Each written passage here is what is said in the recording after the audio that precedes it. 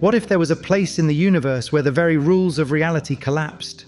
A place where time slowed to a crawl, where light itself was swallowed whole, and where matter was crushed into an unknowable point of darkness. That place is not myth, not imagination, but science, the black hole.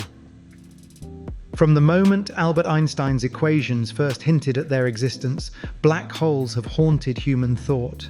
They are cosmic riddles that defy our common sense, objects that have no surface, no escape, no true shape we can ever see. To call them holes feels almost misleading. They are more like traps woven into the fabric of space itself. And yet, paradoxically, these invisible monsters are among the most powerful forces in the universe. They sculpt galaxies, fuel quasars that shine brighter than trillions of stars, and devour entire suns in a single silent gesture. Where stars are born, black holes lurk. Where galaxies live, black holes anchor them. They are destroyers and creators.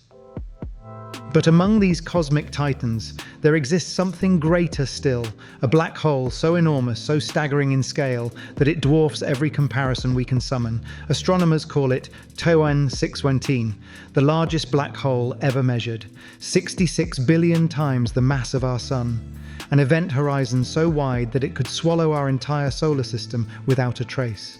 It is a journey, not just through space, but through imagination. We will walk the edge of the event horizon, glimpse the feeding frenzy of devoured stars, and sail outward to confront the largest black hole known to science. And when we return, we may discover that the most terrifying thing about the abyss is not what it hides, but what it reveals about us. We speak of them as monsters, as devourers of suns, as cosmic voids that eat everything around them. But those are metaphors, shadows cast on the wall. To understand a black hole, we must trace its origin story, written not in myths, but in the language of collapsing stars. Every black hole begins with life. A star, like our Sun, shines because of a delicate balance, the outward push of nuclear fire against the inward pull of gravity. For billions of years, this balance holds steady, but eventually, the fuel runs out. For small stars, death is quiet, a gentle fading into a white dwarf. For giants, however, death is violent. The core collapses inward under its own weight. In a fraction of a second, atoms are crushed. Protons and electrons fuse into neutrons, and matter reaches densities beyond imagination. Sometimes this collapse halts, creating a neutron star, an object so dense that a teaspoon of its material weighs billions of tons. But sometimes, collapse doesn't stop. Gravity wins completely. The star shrinks past any possible limit, folding in on itself until it becomes a black hole. If a black hole had a surface, it would be its event horizon, the boundary where escape becomes impossible. Not even light, the universe's fastest traveler, can flee once it crosses this line. To us, the event horizon is invisible. No edge glows, no boundary flashes, but its presence is absolute. If you approached it, time itself would begin to distort. For someone watching from far away, you would appear to slow down, your final wave stretching into eternity. To you, however, nothing would feel strange as you crossed the threshold. One step, and you'd vanish from the universe's stage forever. At the heart of every black hole lies the singularity, a point of infinite density, where space and time are crushed into nothingness. At least that's what our mathematics say. In truth, we don't fully know what happens there. Our physics breaks, relativity collapses into quantum uncertainty. It is not just an object, and it is a question mark carved into the universe. And that is what makes black holes so haunting. They are not just things, they are mysteries. They sit at the edge of our understanding, daring us to look closer. The name black hole suggests emptiness, but in reality, they are some of the most active regions in the cosmos. Around them swirl accretion disks, superheated spirals of gas and dust that glow brighter than galaxies. Some even fire jets of plasma that stretch for millions of light years, painting streaks of light across the darkness. So when we ask, what is a black hole? The answer is not simple. It is a corpse of a star, a prison of light, a laboratory of physics where our theories fail, a sculptor of galaxies and a destroyer of suns. And yet the strangest truth is this: a black hole is not just an end, it is also a doorway. Some scientists wonder whether the singularity hides tunnels, wormholes to other universes, bridges to other dimensions. While still speculation, the idea lingers because black holes already defy what we thought possible. So here we stand, at the threshold of understanding. From a star's death comes the universe's most terrifying birth. And if one black hole is this strange, imagine an entire zoo of them, each size, each type, each more monstrous than the last. And so if the universe truly hosts a zoo of black holes, each born from death, each stranger than the last, then the first creature we must confront is not hidden at the center, nor flaring with jets of fire. It is the horizon itself, the line that separates the ordinary from the impossible, the edge of the cage, the event horizon. Imagine yourself standing before this beast. You don't see a mouth or fangs or any sign of violence. In fact, you see nothing at all. Space looks the same, a starfield scattered like diamonds, a thin wisp of cosmic dust drifting across your vision. And yet, just one step further and you are gone forever. This is the paradox of the event horizon. It is invisible, yet absolute. It is not a surface you can touch, not a glowing ring of light, but a boundary written into geometry itself. Outside, you belong to the universe. Inside, you belong to the black hole. To grasp it, we must return to a simple idea: escape velocity. Every massive body pulls, and to leave it behind, you must move fast enough. Rockets escape Earth at 11 kilometers per second. To flee the sun, you'd need over 600 pounds.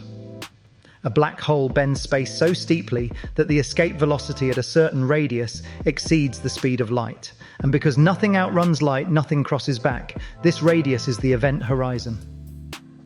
But here's the subtle terror. It is not a force that pushes you down. It is not a wall that slams shut. Instead, space itself curves inward so steeply that every path forward, every direction you might turn, leads deeper inside. Even if you fire your thrusters outward, space itself is carrying you inward.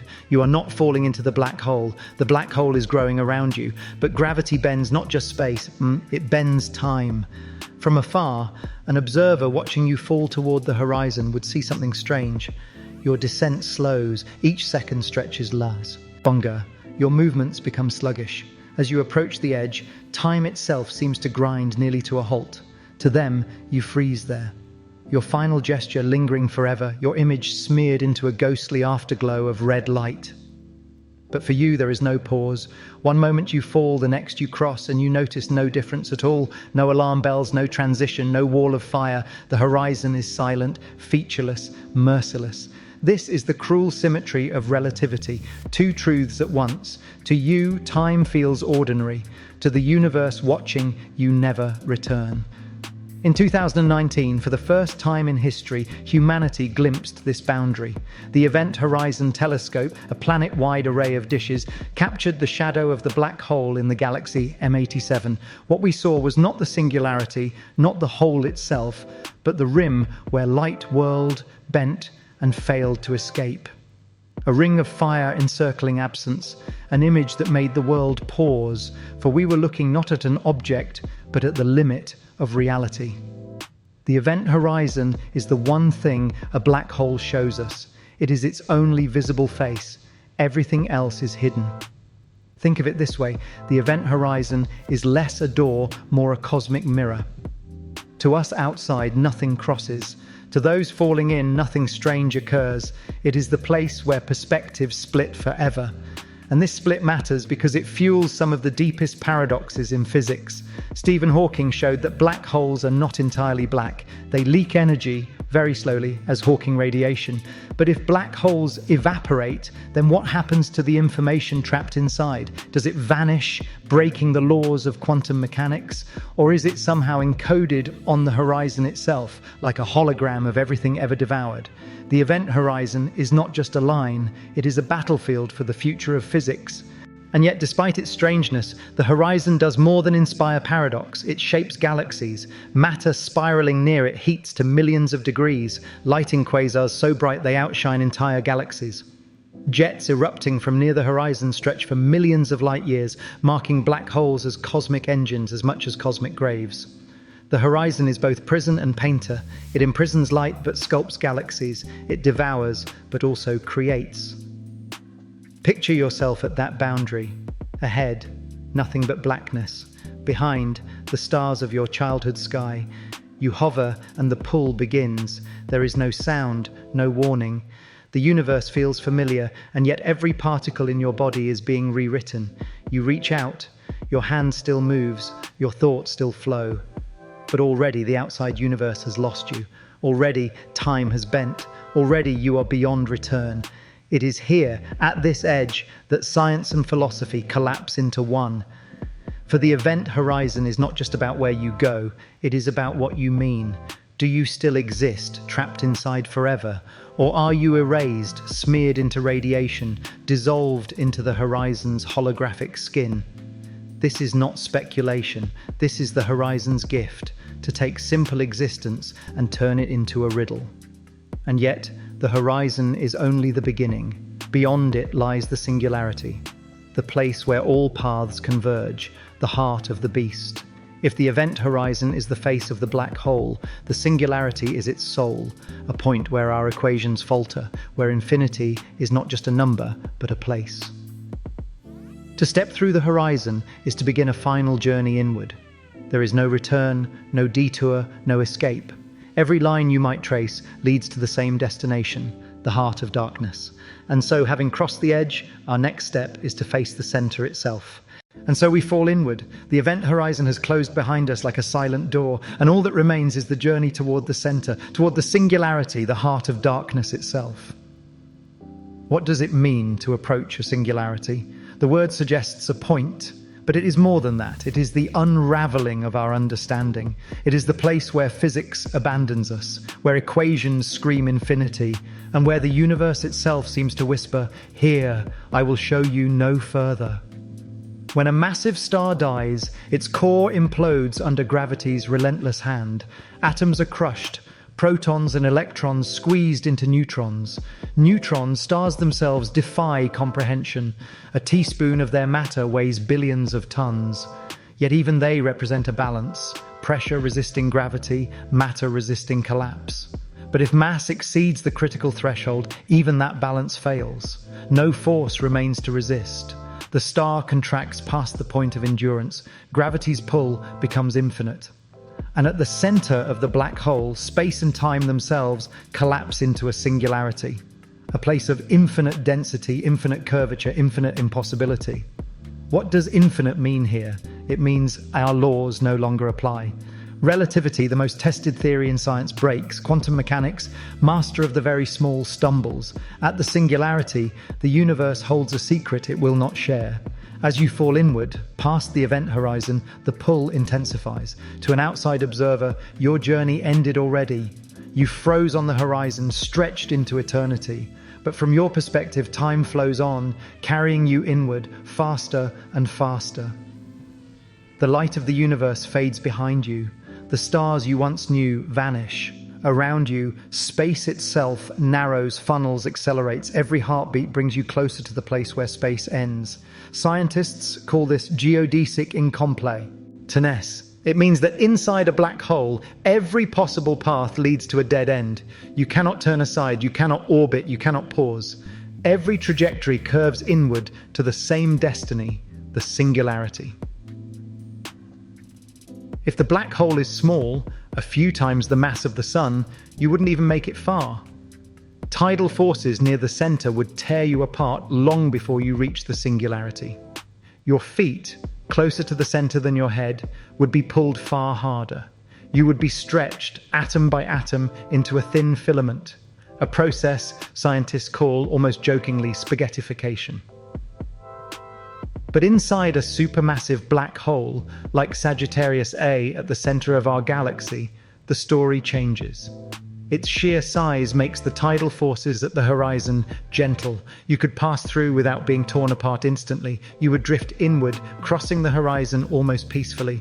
Only much later, near the singularity, would the tearing begin. That is the paradox. The bigger the black hole, the softer its edge. And yet soft edges only delay the inevitable. Every black hole, no matter its size, ends in the same place, the singularity. What is the singularity, truly? Here, our best theories clash.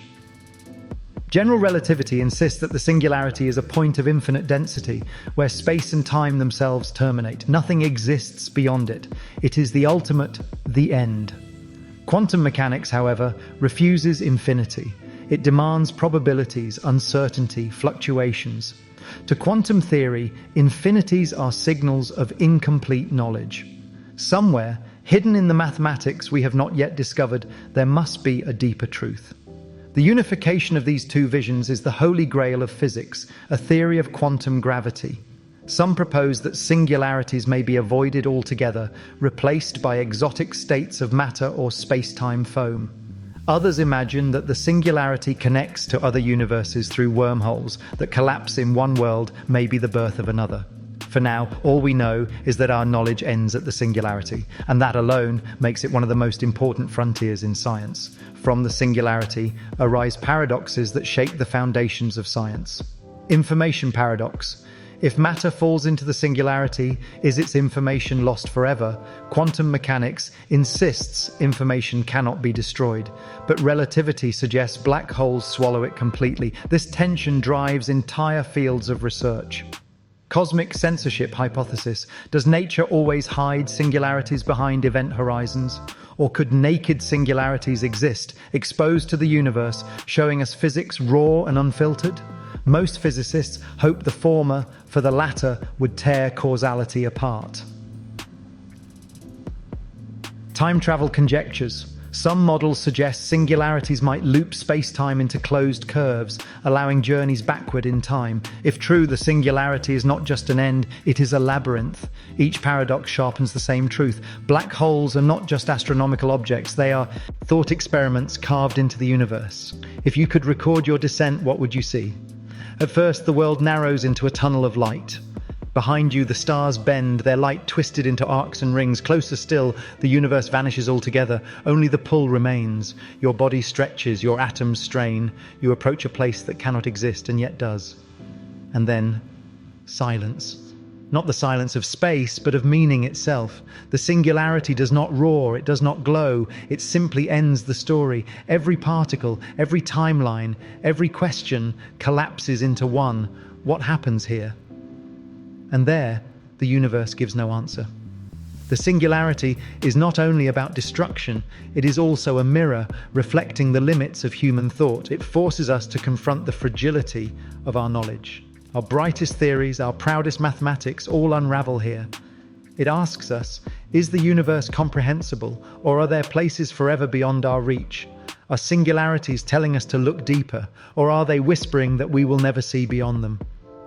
This is why black holes fascinate not only astronomers but philosophers, poets, even theologians, for at their center lies not just mass but meaning. But remember, this is only one black hole, one singularity. The universe hosts billions. Some spin, some devour, some flare. As quasars brighter than galaxies, the singularity is the heart of each, but their forms vary like creatures in a vast menagerie. From stellar remnants to intermediate enigmas to supermassive titans anchoring galaxies, black holes form a spectrum of monsters. To understand them fully, we must leave the singularity behind and explore the diversity of their kind. And so, our journey does not end here. From the heart of darkness, we turn outward to the zoo itself, to the gallery of black holes the universe has scattered across the cosmos. From the singularity, that silent knot where laws of physics collapse, we now lift our gaze outward. For as haunting as one black hole may be, the universe has not built just one. It has scattered them across the cosmos, like seeds. Small ones, giant ones, spinning ones, hungrier ones, a menagerie of shadows, a zoo of black holes. Each type is born from different conditions, shaped by mass, age, and the dance of galaxies. Some are quiet, hiding like ghosts. Others blaze like beacons, their hunger written across the universe. And to understand the path to the largest of all, Ton 6118, we must first walk among these varied creatures. The most common black holes are also the smallest, stellar mass black holes, forged in the fiery deaths of massive stars. Ranging from about 5 to a few dozen times the mass of our Sun, they are the direct aftermath of supernovae. Astronomers have found them scattered throughout the Milky Way. Some betray their presence by pulling on companion stars, stripping gas to form glowing accretion disks. Others remain invisible, discovered only by the gravitational tug they exert on neighbors. For every 1,000 stars born, perhaps one will die into a black hole. Multiply that across the galaxy, and suddenly the Milky Way itself seems haunted. Tens of millions of these small but deadly shadows drifting unseen. They are cosmic embers, the ashes of stellar fire, and yet, compared to what awaits, they are mere cubs in the zoo. For decades, scientists struggled with a puzzle.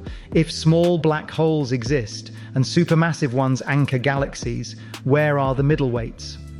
These so-called intermediate mass black holes, between a few hundred and a few 100,000 suns, are rare, elusive, and mysterious. Some clues suggest they may form in dense star clusters, where multiple stellar remnants merge.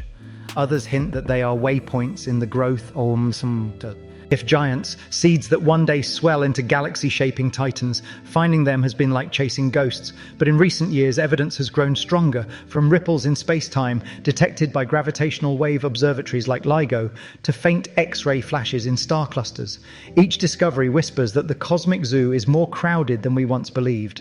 And then, towering above all others, are the supermassive black holes, millions to billions of solar masses lurking at the heart of nearly every galaxy. Our own galaxy's monster, Sagittarius A, is about 4 million suns heavy. In the giant galaxy M87, the central black hole weighs 6.5 billion suns. These are not the quiet corpses of stars, but the beating hearts of galaxies. They dictate the orbits of billions of stars, shape galactic arms, and ignite quasars that shine across the cosmos. How do they form? That remains one of astronomy's greatest mysteries. Did they start small and grow by feeding on stars and gas, merging with one another as galaxies collided? Or were they born already massive in the early universe, seeded by primordial conditions we barely understand? What is clear is this: without them, galaxies as we know them would not exist. The giants are not just monsters, they are architects. The zoo, of course, is never simple. Consider spinning black holes, Kerr black holes, where rotation drags space itself around them like a whirlpool, twisting reality into a spiraling storm. Charged black holes, Reissner-Nordstrom black holes, theoretical oddities that might reveal even stranger behaviors, though unlikely in nature. Primordial black holes, hypothetical remnants of the early universe, possibly no larger than atoms, yet dense as mountains, hidden in the shadows of creation. Each variation adds another cage to the cosmic zoo, another possibility of how reality can twist itself. Together, these types form a hierarchy, a ladder of mass and mystery. At the base, stellar black holes born from death. In the middle, elusive intermediates, bridges in the dark. At the top, supermassive titans, anchoring galaxies. Beyond, speculative beasts, primordial, spinning, exotic. This ladder tells us a story of growth, of how gravity builds monsters from embers, and at the very summit waits the most unimaginable of them all. Not just supermassive, but ultramassive. The record breakers, like TON 618, whose scale stretches human comprehension. Why dwell on classification?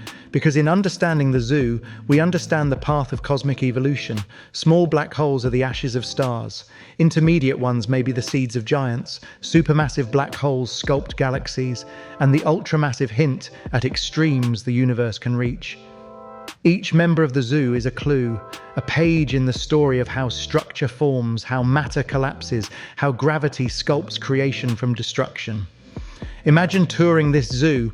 First you pass the stellar cubs, common, fierce, yet humble. Then, hidden in the shadows, the rare intermediates, shy and half-seen. Next, the colossal titans, each galaxy hosting its own. And finally, looming above all, the leviathans like TON 618, so vast they devour imagination itself.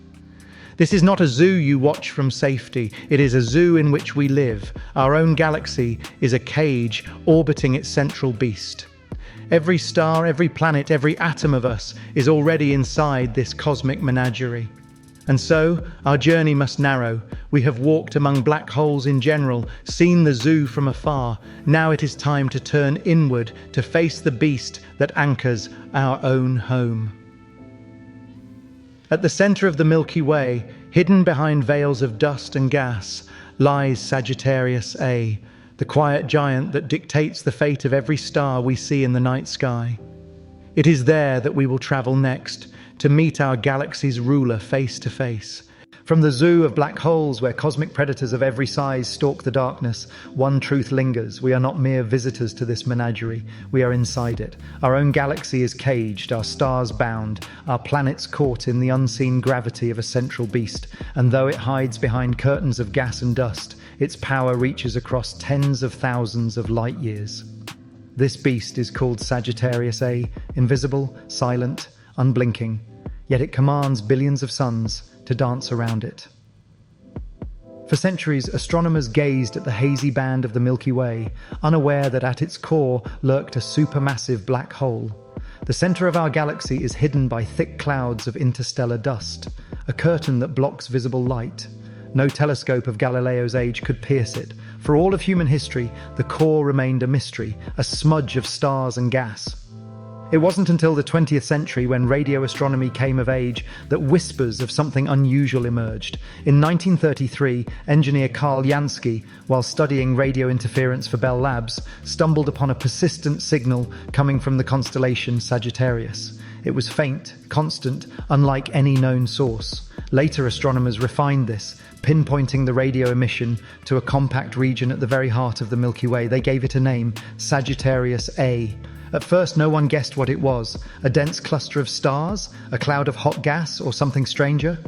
The breakthrough came decades later. Beginning in the 1990s, astronomers began tracking individual stars in the crowded central region. Using the Keck Observatory in Hawaii and the Very Large Telescope in Chile, they peered through the dust with infrared eyes, watching as stars swung around an invisible point. One star in particular, called S2, became famous. Every 16 years, it makes a dramatic loop around the unseen mass, moving at thousands of kilometers per second, speed so great that nothing but an object millions of times the sun's mass could hold it in place.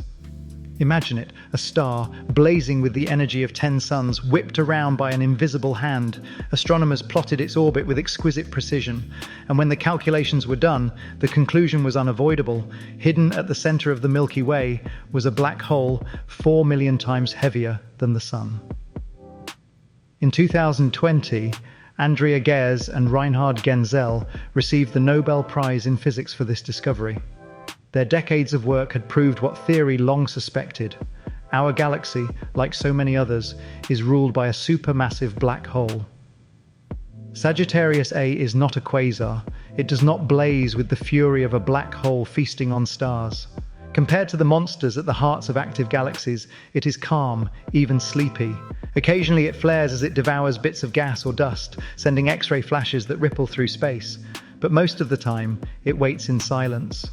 And yet its silence is deceptive. Quiet or not, it holds our galaxy together. The sun itself, along with Earth, the moon, every memory and dream we've ever known, orbits this invisible anchor, taking over 200 million years to make a single circuit. Every story of human history has unfolded while our solar system drifts slowly along this cosmic path, tethered by the gravity of Sagittarius A. What does it mean that something we cannot see dictates so much? This is the paradox of Sagittarius A. Yes, you cannot look at it with your eyes. Even the most powerful visible light telescopes reveal nothing but darkness. And yet, its will is written across the sky in the movements of stars, the glow of radio waves, the faint whispers of X-rays. It is like a ruler who never speaks, never shows its face, but whose authority is absolute. Every star in the Milky Way bends to its presence. Every orbit, every spiral arm, every cloud of gas follows its choreography. Invisible, yet it commands billions of suns to dance around it. This is not metaphor, it is fact, and perhaps it is the purest symbol of power the cosmos has ever revealed. Studying Sagittarius A is not just about curiosity, it is a laboratory for gravity itself. By tracking stars like S2, astronomers have confirmed predictions of Einstein's general relativity with astonishing precision. As S2 swung close to the black hole in 2018, its light stretched into longer wavelengths, a redshift caused by the warping of space-time itself. It was the clearest evidence yet that gravity bends time, just as Einstein described. Sagittarius A also forces us to confront how galaxies live and die. Did our galaxy's black hole shape the Milky Way's spiral arms? Did it regulate the birth of stars by heating gas with ancient outbursts? These questions remain open, but the evidence suggests that without the black hole, our galaxy would be unrecognizable. And in that lies a strange comfort. The monster at our core is also our maker. Without its gravity, Earth might not exist. Without its quiet rule, the Milky Way might never have formed as it did. There is something deeply human in all this. For millennia, we told myths of hidden rulers, gods who shaped destinies from shadows. Sagittarius A is the scientific echo of those stories. A, God that does not think, does not choose, but nonetheless commands the fate of billions of stars. And here we are, fragile beings on a small planet orbiting a modest star, drifting in the outer reaches of a galaxy ruled by an invisible giant. We are children of the Milky Way, and therefore children of Sagittarius A. But as immense as Sagittarius A may be, it is not the largest. Other galaxies host black holes far more massive, their hunger so fierce they blaze as quasars, outshining entire galaxies. Compared to them, our giant is a quiet elder, resting while others roar. To see what happens when black holes feed, when they transform from silent rulers into cosmic cannibals, we must leave the calm of Sagittarius A and witness the fury of those that devour whole stars. Sagittarius A is calm, almost meditative, a giant resting in silence. But not all black holes are so patient. Some feed, and when they do, the universe cannot look away. Imagine a star straying too close. For billions of years it burned peacefully, unaware of the danger ahead. But in the crowded heart of a galaxy, chance encounters are inevitable. One misstep, one drift, too near the gravitational jaws of a black hole, and the star's fate is sealed. At first, nothing seems different. The star still shines, still drifts. But as the invisible gravity tightens, the star begins to stretch. Its near side feels a pull far stronger than its far side. It lengthens, distorts, pulled into a ribbon of fire. Astronomers call this a tidal disruption event. To us, it looks like a star being shredded alive. Half of its matter plunges inward, spiraling like water down a drain. The other half is flung outward, scattered back into the galaxy. What was once a star, perhaps with planets, perhaps with worlds that held oceans and skies, is erased in hours. All that remains is gas, dust, and light, screaming as it dies. Not all matter falls straight in. Much of it swirls, forming a flat spiral of gas and plasma around the black hole. This is the accretion disk, one of the most violent furnaces in the cosmos. Friction heats the disk to millions of degrees. Gas atoms smash into each other at near light speeds. Electrons are stripped, radiation bursts outward. To an outside observer, the accretion disk blazes brighter than all the stars in the galaxy combined. This is the irony. Black holes, the darkest objects in the universe, are surrounded by the brightest displays of energy. They are like silent predators whose meals light up the forest, revealing the violence of their hunger. When black holes feed constantly, the spectacle becomes cosmic. The brightest feeding black holes are known as quasars, short for quasi-stellar objects, because when first discovered, they look like distant stars. In reality, they are entire galaxies lit up by a single black hole's fury. A quasar's black hole devours matter so quickly that the surrounding disk radiates across the universe. Some shine so brightly they are visible from billions of light years away, from a time when the universe was young. To look at a quasar is to see a black hole in its prime, a cosmic cannibal lighting up the dawn of galaxies. Our own Sagittarius A may once have been such a beast, blazing in the early Milky Way. Now it rests, sated, while others still roar. And then there are the jets. Some black holes, instead of swallowing everything, channel part of the inflowing matter into narrow beams that shoot outward at nearly the speed of light. These relativistic jets can stretch for millions of light years, longer than the galaxies themselves. How does a black hole, a trap that lets nothing escape, launch matter outward? The answer lies in its spin and magnetic fields. The swirling disk twists magnetic lines into coils, funneling plasma along them like beads on a wire. The result? A jet so powerful it sculpts galaxies, carving cavities in gas clouds, regulating star formation. In a universe of silence, these jets are like trumpets. They announce the presence of a black hole from across cosmic distances. Feeding is not constant. Black holes wait, sometimes for millions of years, until a new meal wanders too close. But when it happens, the results are spectacular. Astronomers have observed real-time tidal disruption events. In 2019, telescopes caught a star being torn apart 375 million light-years away. Its death flash was so bright it rivaled its host galaxy. We watched a black hole eat for the first time, not just theory, but evidence. It is a reminder that stars are fragile and black holes are patient. The galaxy is a forest, and every star is prey, waiting to stumble into the shadows. Black holes are not only destroyers, their feeding regulates galaxies. Too much activity from a central black hole can blow gas outward, halting star formation. Too little, and galaxies may grow chaotic.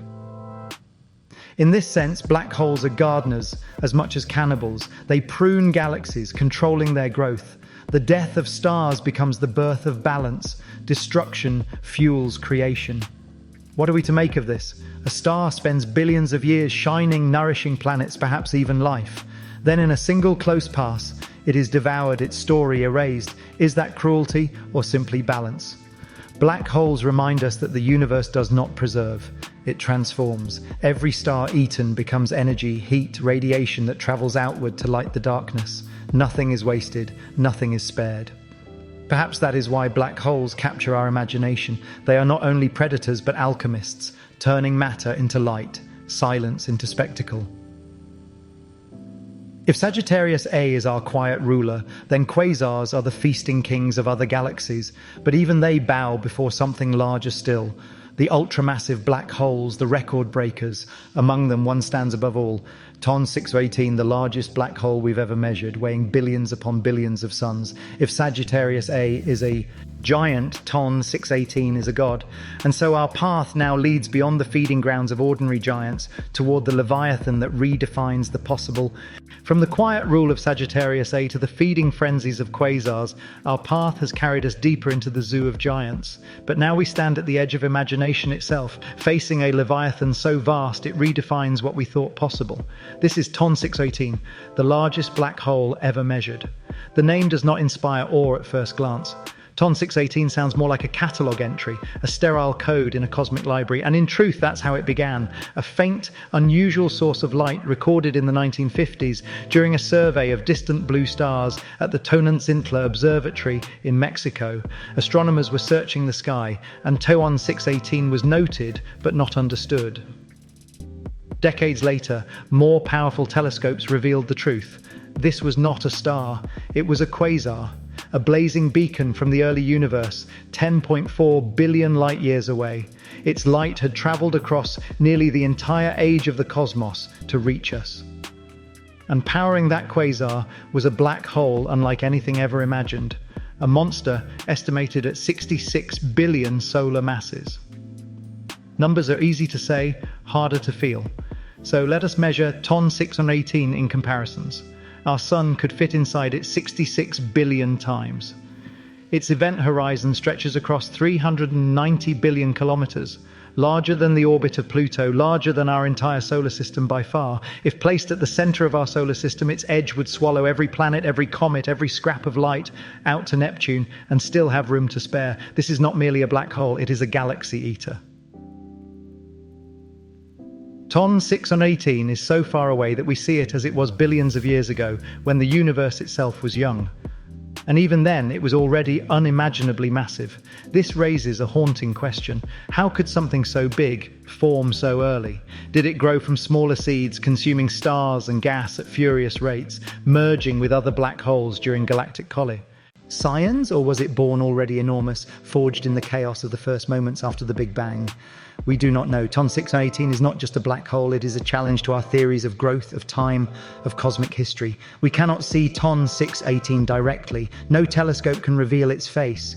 What we see is its quasar, the blazing accretion disk as it devours matter. Gas swirls at near light speeds, heated to such extremes it radiates across the universe.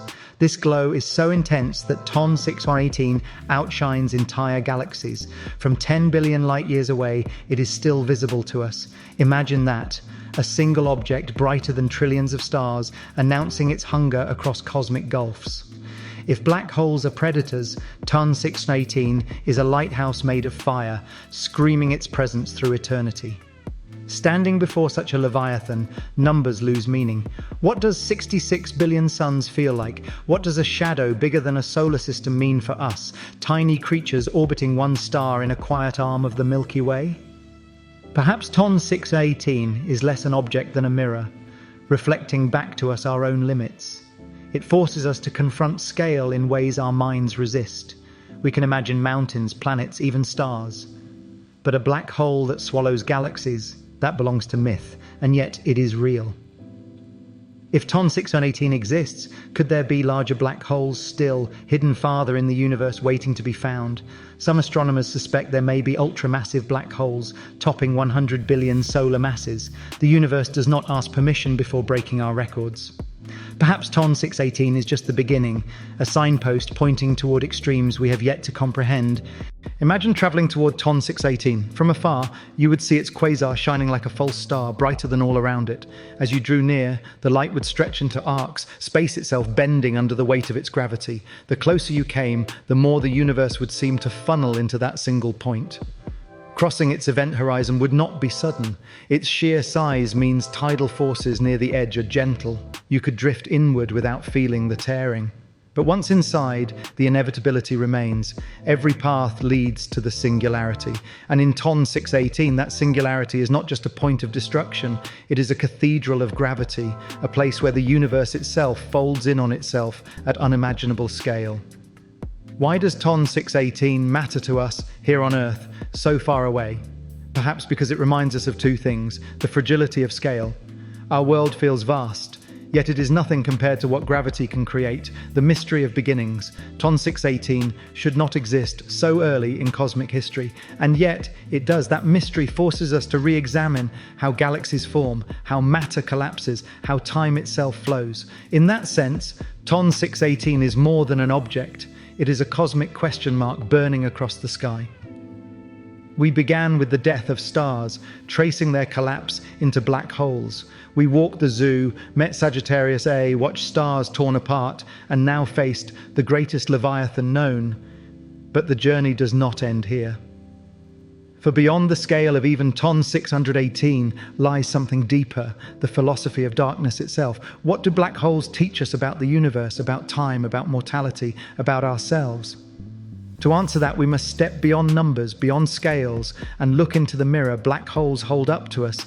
We have stood before Sagittarius A, our quiet ruler. We have watched stars torn apart in tidal feasts. We have faced TON 618, the leviathan whose scale bends imagination. And now, standing in the echo of such enormity, the question emerges naturally: what do black holes mean? For beyond the science, beyond the equations and telescopes, black holes are mirrors. They do not only consume light, they consume certainty. They challenge what we believe about time, about endings, about the very fabric of existence. To encounter a black hole is not just to face a physical object, it is to face a philosophy carved into space-time itself.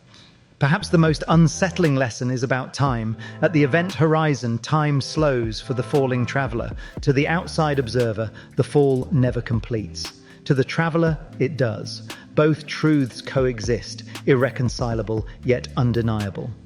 What does this mean? That time is not absolute, that what you experience may not be what the universe records. Black holes whisper to us that time is elastic, bent by mass, distorted by gravity. And if time can stretch, halt, and even fracture, what then is the nature of past and future?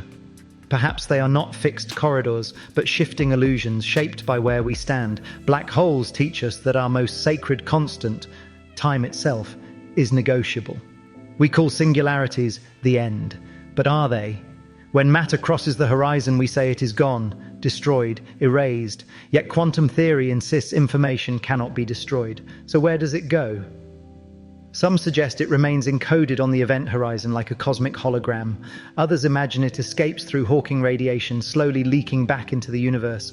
Still others dream of wormholes, bridges where destruction here becomes creation elsewhere. The singularity is not simply death, it is transformation. Black holes show us that endings are elusive. Ions. Every fall is also a change, every disappearance a rewriting. Perhaps even in our lives, what we call endings are not destruction but passages. Black holes are chaos embodied. They shred stars, bend light, and collapse space. Yet out of this violence comes order. Jets regulate galaxies, quasars ignite creation. Even our Milky Way is sculpted by Sagittarius A. So what is a black hole? Chaos or order? Perhaps it is both. A reminder that the two are not opposites but partners. Destruction makes creation possible, silence gives birth to song, darkness frames light. The philosophy of black holes is not nihilism, it is balance. To stand before TON 618 is to feel small, but this smallness is not humiliation, it is clarity. We are brief, fragile beings in a universe that builds monsters of billions of suns, and yet here we are, noticing them, describing them, naming them. Black holes dwarf us in mass, but not in meaning. For the ability to wonder, to question, to feel awe, that is a scale beyond numbers. A black hole may swallow suns, but it cannot swallow consciousness. In this sense, the very act of looking at black holes is defiance. They remind us of our limits, and we remind them of our curiosity. Perhaps the most intimate lesson is about mortality.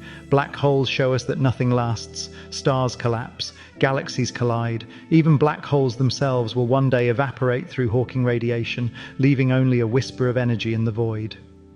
And yet, within this impermanence lies immortality. The light released by feeding black holes travels for billions of years, painting the cosmos with memory.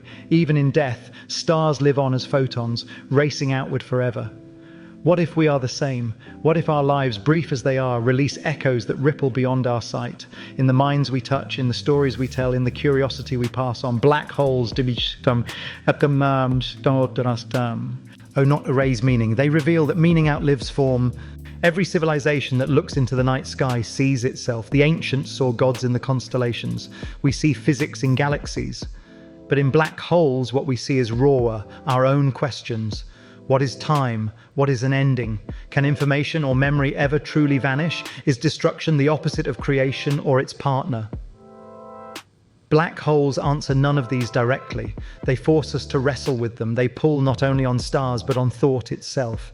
And perhaps that is their greatest gift. For in the immensity of TON 618, in the silence of Sagittarius A, in the violence of quasars, we rediscover ourselves, not as rulers of the cosmos, not as insignificant specks, but as participants, as witnesses in a story larger than any one of us. Black holes remind us that we belong to the universe, not because we control it, but because we can see it. To notice the abyss is to prove that we are part of it. So what do black holes teach us? That reality is stranger than we believed, that endings may not be final. That scale is humbling, but awe is empowering. And above all, that the universe is not obliged to be comprehensible, yet we chase comprehension anyway. From Sagittarius A to TON 618, from stellar corpses to galactic titans, the lesson is the same. The abyss does not close questions, it opens them. And so our journey continues. Having wrestled with the philosophy of black holes, we now return to scale itself, to the comparisons that make these monsters real in our minds. For to grasp the leviathan fully, we must measure our place against its shadow. We have faced the philosophy of darkness. We have let black holes bend our ideas of time, endings, and mortality. And yet words and theories are not enough. To truly feel their enormity, we must imagine the journey itself, to scale ourselves against these cosmic leviathans and measure what it means to approach them. Numbers alone cannot tell the story. Millions of suns, billions of kilometers, 66 billion solar masses. These are figures that pass through the mind but fail to settle in the heart. To grasp a black hole is not to calculate it. It is to stand before it in imagination, to feel its shadow stretch across your being. So let us take the journey, not through rockets or engines, but through thought. Let us imagine, step by step, what it would mean to travel from our small world toward the largest black hole we know. begin here, at home. The Earth, vast to us, is 12,742 kilometers across. To circle it by plane takes more than a day. To walk its circumference would take years. It is our cradle, our everything. Yet compared to the Sun, Earth is a grain of dust. The Sun's diameter is 109 times greater. Over 1 million Earths could fit inside. And already, our sense of scale begins to shift. Now place the Sun beside Sagittarius A. Suddenly, the Sun itself is nothing. 4 million suns. That is the weight of our galaxy's central black hole. Its event horizon alone stretches 24 million kilometers, large enough to fit Mercury's orbit within. Imagine flying outward from Earth, passing Mars, Jupiter, Saturn, each orbit, each familiar landmark of the solar system, swallowed in the radius of a single invisible sphere. Sagittarius A is not a star. It is a gravitational kingdom, its throne the singularity, its crown the horizon. And then compare Sagittarius A to Ton 618. If our black hole is a giant, Ton 618 is a god. 66 billion suns, its event horizon so vast that our entire solar system, out to Neptune, would disappear inside it. Even light would take days to cross its shadow. What does it mean to stand before such scale, to look at a shadow the size of star systems? It is like staring into a storm larger than imagination, a silence that erases all proportion. Now picture yourself aboard a ship. Not one of metal and fuel, but one of imagination. You sail outward, past the moon, past Mars, beyond Jupiter's storms. Days stretch into months, then years. Beyond the heliosphere, where the solar wind dies, you cross into interstellar space. Behind you, the sun shrinks to a pale star. Ahead, the Milky Way's core glows, a haze of billions of suns. You set your course for the center. The journey is not measured in days, but in generations. Thousands of years pass in thought. Civilizations rise and fall behind you, but still you travel onward. And slowly the stars begin to swirl, curving around a point you cannot yet see. The dance betrays the hidden hand, Sagittarius A. As you near the black hole, space itself seems to warp. Starlight bends, arcs of light circling in rings. Time begins to stretch. Each second you feel passes normally, yet to distant observers your ship slows, your signals redshift into whispers. Closer still, the accretion disk flares, a whirlpool of gas glowing brighter than all around it. You watch as the universe funnels inward, a spiral of fire around absence. At the horizon, there is no wall, no gate. One moment you are outside, the next you are inside. To you, nothing feels different, but the universe behind you has lost you forever. You are gone, frozen at the edge in the eyes of others, while you drift inward towards silence. Now imagine that same journey, not to Sagittarius A, but to Ton 618, a quasar blazing across the young universe. As you approach, its light fills the sky, brighter than 1 trillion stars. The disk stretches across your vision, vast as galaxies. Crossing its horizon would feel almost calm. Its size makes the tidal forces at the edge gentle. You could float inside, unharmed at first, carried deeper by the current of space-time itself. Only later, nearer the singularity, would the tearing begin. But what would you see inside a leviathan so vast? Perhaps nothing, perhaps everything, for within Ton 618 lies not only destruction, but questions. If information cannot be lost, then where does it go? If endings are illusions, what lies beyond this horizon? This imagined journey is impossible in practice. No ship can cross such distances, no body could survive such forces, and yet the very act of imagining is the point. To travel in thought is to expand ourselves, to stretch our consciousness beyond its cradle. For if a black hole is larger than a solar system, then so too must our wonder be. If Ton 6118 swallows galaxies, then our imagination must span universes. Black holes challenge not just physics, but perspective. They demand that we think bigger than comfort, wider than survival. Why does it matter that Sagittarius A weighs 4 million suns, or that Ton 618 is 66 billion? Because scale humbles us. It strips away illusion. It reveals that our dramas, our divisions, our fleeting centuries are dust on the wind of eternity. And yet this humbling is not despair, it is empowerment. To know our smallness is to know the vastness we are part of. To measure ourselves against Ton 618 is not to vanish but to belong. For in every number, every orbit, every imagined journey, one truth shines. We are here, we can see, we can know, and that act of knowing connects us to the abyss, so surely as gravity connects the stars. We have imagined the journey. We have scaled ourselves against Earth, Sun, Sagittarius A, and TON 618, and in doing so we have seen that black holes are not only objects, but mirrors of meaning. But our journey cannot end in imagination alone.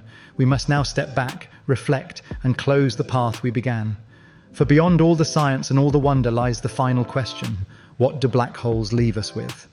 To answer that, we must turn not to the abyss itself, but to ourselves, to the whispers of eternity we carry home.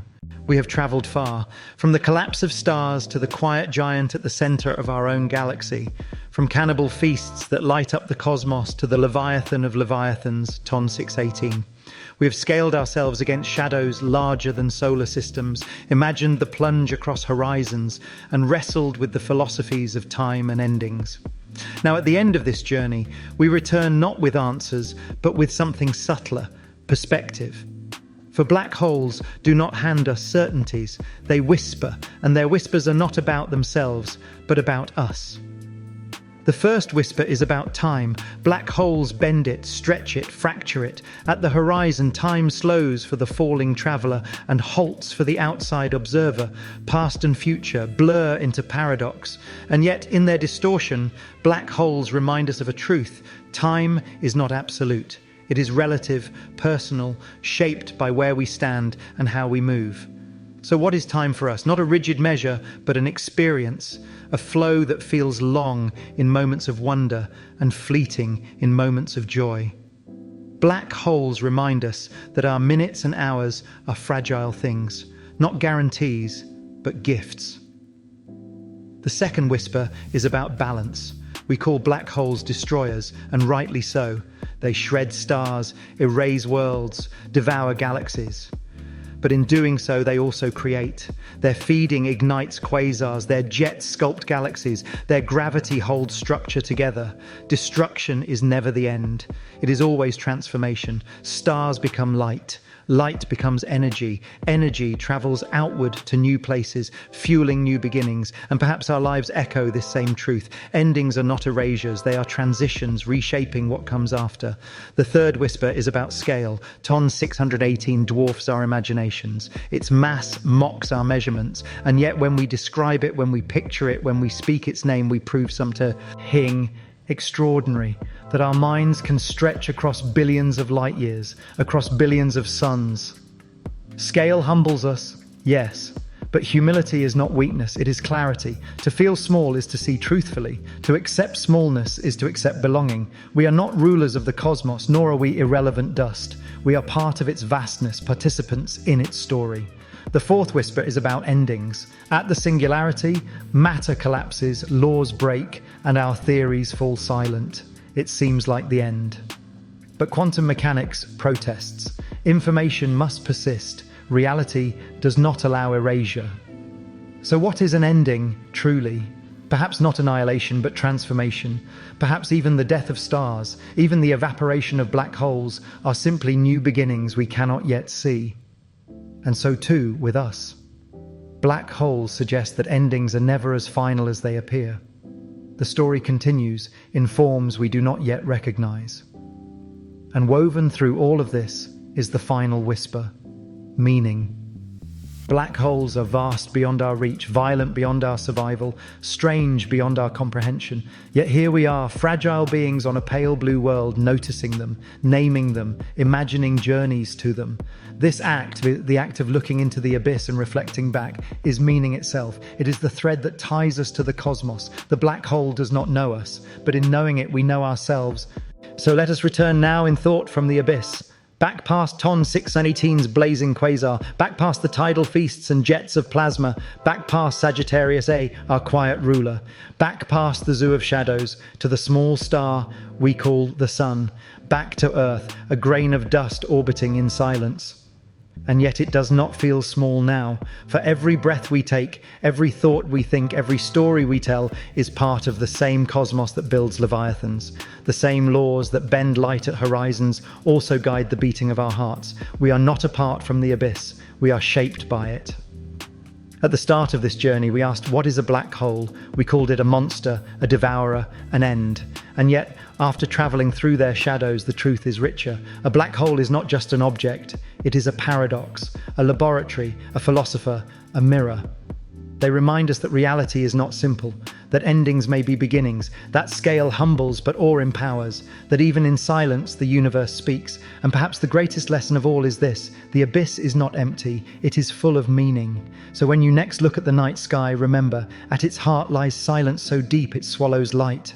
And yet from that silence whispers reach us, whispers of time stretched, of stars devoured, of galaxies shaped, of mysteries unsolved. They remind us that though we are small, we are listeners, and in listening we are infinite.